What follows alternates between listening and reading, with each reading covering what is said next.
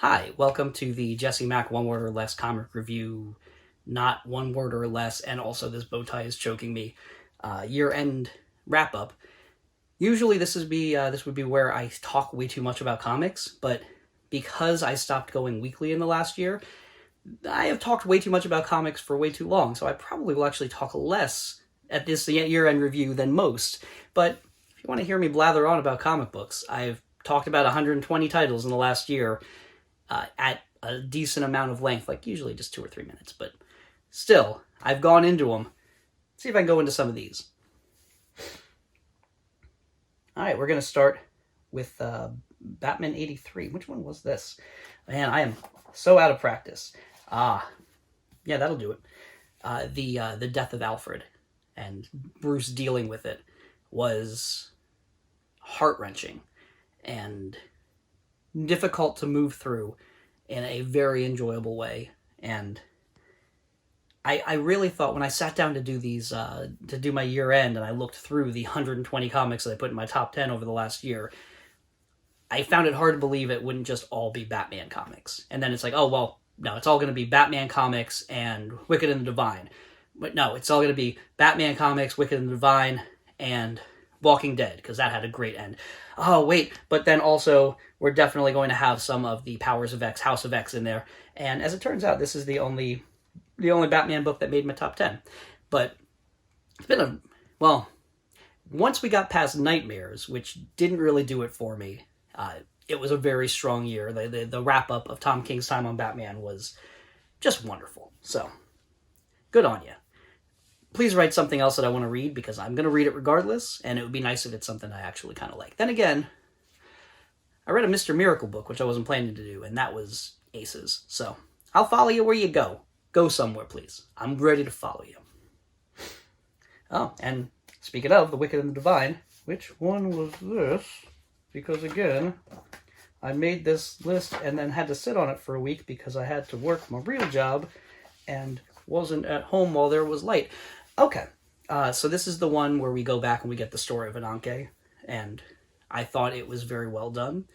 And you had the moment where each of the gods took stock of their humanity, and it felt very poetic to me. And that kind of poetry is very valuable in my reading experience. So, that was a real good book. Next book on my list, my number 8. I can count. I swear I can count. My number 8 is Walking Dead 191, which, funny thing, I, like I would assume most people, did not realize we were coming up on the end of The Walking Dead. I thought this was just a really good, really strong issue of the comic that showed the best of who Rick can be, and then ended with him being shot, which came out of left field, but it's like exciting, because, ooh, how's he going to survive this? If somehow he doesn't survive this, how is the book going to go on? Turns out we didn't have to answer either of those questions, but I didn't know that at the time, and it still reads wonderfully. The Walking Dead has been a fantastic horror comic, but it has spoken to the hope of what humanity can be the most, and Rick Grimes is the center of that, and this is a very Rick Grimey issue. Grimesy? Let's go Grimesy. It's real good. Harleen number 3. It is entirely possible that the only reason Harleen number 1 didn't make it into this instead of 3 was because I read issue 1 outside of its release month, and so I never officially ranked it in any things, but holy crap, I loved this this miniseries. Just something about a sexy Joker seducing, almost like guy from Twilight style, our strong female protagonist, was wonderful, and the slip into madness was just wonderfully done. I really enjoyed Harleen, and I cannot talk enough about how flippin' pretty it is. It is flippin' pretty. Wonderful stuff. That's right, we lost Squirrel Girl this year as well. How did so many stories end? Like curse words, East of West, and then all the ones that are on here that wrapped up the butts in 2019. What a year to stop having great comics come out. Yeah, good old Squirrel Girl. It's been one of my favorite comics of the last 10 years, bar none. And while the thing that, sort of gets me the most, the thing that catches me the most is big emotional moments, things that make me sad or unhappy or get my heart racing, I do very much value humor as well. And I might not put it in so much esteem when I do a ranking like this, but it is worth a lot to me. And nothing's funnier, nothing is more clever and more fun and makes me feel brighter as a human than Squirrel Girl. Squirrel Girl is just lovely. Couldn't recommend it any higher to anybody of any age. It is a fantastic comic. And this one had a real good talk with Galactus on the moon, which all the best issues of comic books take place on the moon, at least a little bit. Deadly Class. What issue was this? 37, I guess? All right. This one was a big old fight chase sequence, and it was just exhilarating. Just fast and bloody and charged emotionally. And then when we finally get to the quiet moment, that was the roughest bit of it, which that's a rough act to pull off. And yeah, Deadly Class, like Rick Remender is doing a heck of good work. And I have to, of course, give credit to the artist, who I think is Wes Craig. I have not given it too much thought, but the look of Deadly Class is just as important to its appeal as the writing, and it looks wonderful. And yeah, good old Deadly Class. Good and old. My sort of nod of appreciation to the Rise of the Mutants, the Dawn of X, if you will, from this last year. I'm not a big X-Men guy. I pretty much just jump on when somebody I like is writing it. I feel the same way often about the Avengers. Get me a good writer who I trust, and I will give it a shot.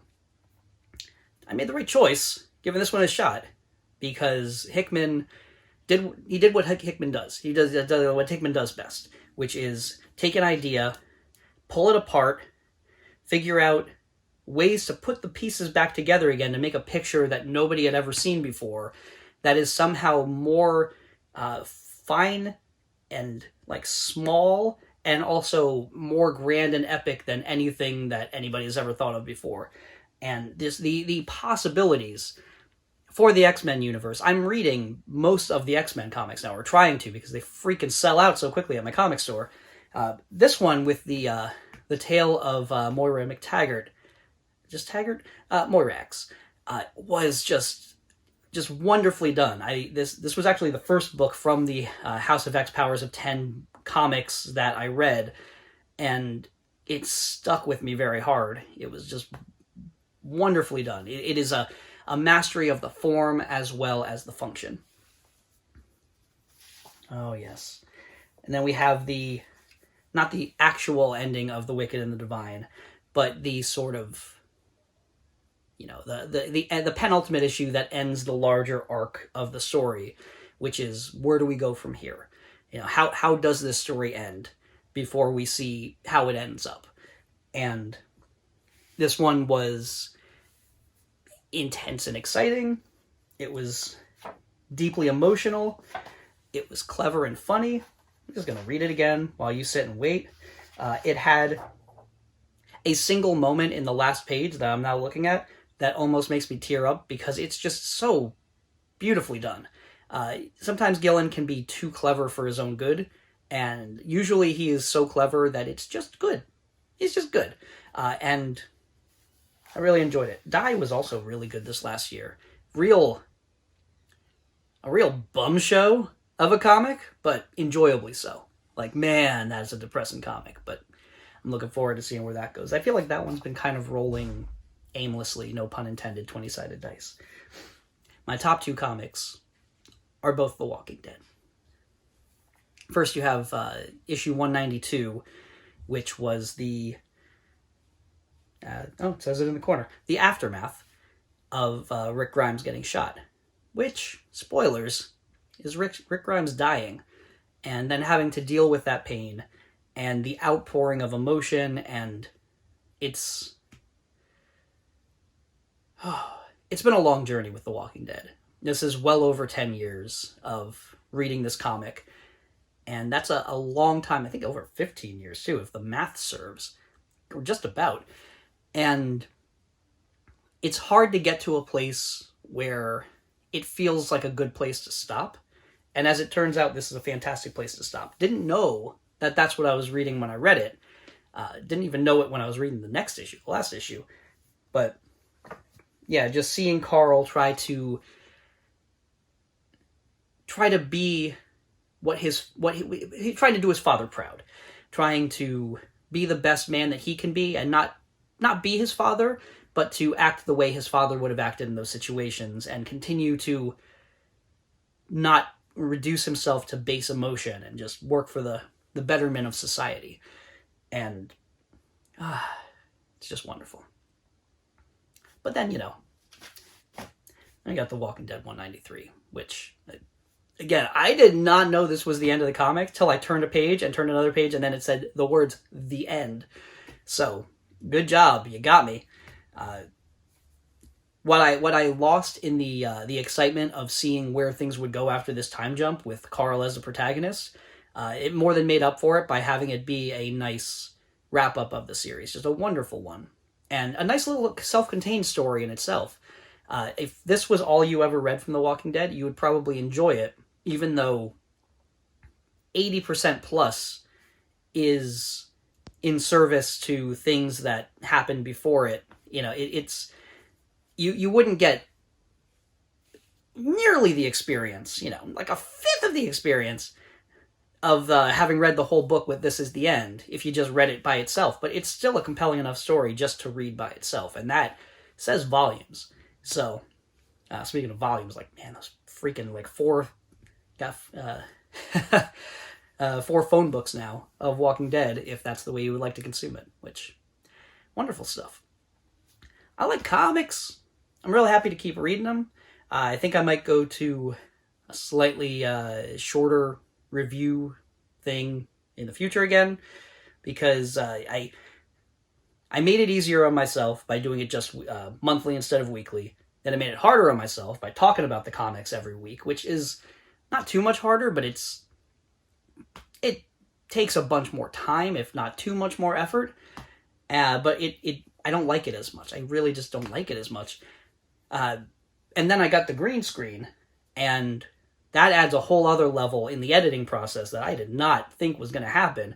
And if I don't talk long form about the comics of the week, man, that would save me at least half an hour of just fiddling around in iMovie trying to get things to work the way they're supposed to. But we put a freeze frame there, and then it's expanding off this way instead of that way. What the heck are you doing? It's rough.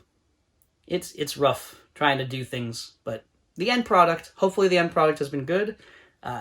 Hopefully you're still enjoying what I'm doing. I can't stop, apparently. So, alright, I'll see you in 2020. But wait, I'm already seeing you in 2020, but I'll see you with more comic books in 2020. Sure, there's a lot of good stuff ahead of us. Love you guys. Thank you so much for watching. See you on the flippity flop. That is really the way I'm going to end it, son of a bee.